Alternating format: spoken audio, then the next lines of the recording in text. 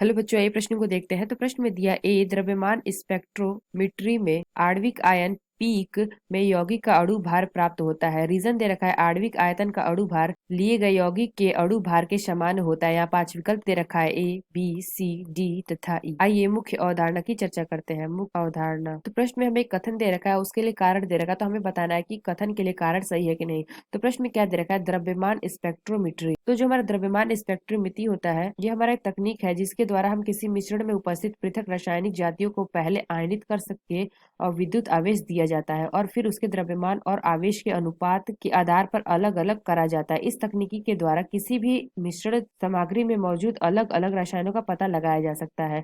तो प्रश्न में क्या दे रखा है, द्रव्यमान स्पेक्ट्रोमेट्री में आणविक आयन पीक से यौगिक का अणु भार प्राप्त होता है। तो यह जो हमारा कथन दे रखा है वो हमारा क्या है, सत्य है। क्योंकि द्रव्यमान स्पेक्ट्रम में क्या होता है कि आणविक आयन पीक में यौगिक का अणु भार प्राप्त होता है। और इसके लिए जो कारण दे रखा है कि आणविक आयन का अणु भार लिए गए यौगिक के अणु भार के समान होता है। तो यह जो हमारा कारण दे रखा है वो भी हमारा क्या है, सत्य है, यानी कि ट्रू है कि लिए गए यौगिक का अणु भार के समान होता है हमारा आणविक आयन का अणु भार। तो आइए अपना विकल्प देखते हैं कौन सा विकल्प सही है। तो पहला क्या दे रखा है, पहला क्या दे रखा है, both A and R are true. तो हमने क्या देखा, जो हमारा पहला है यानी कि ये भी हमारा ट्रू है, कथन भी, और उसके जो कारण दे रखा है वो भी क्या सही है।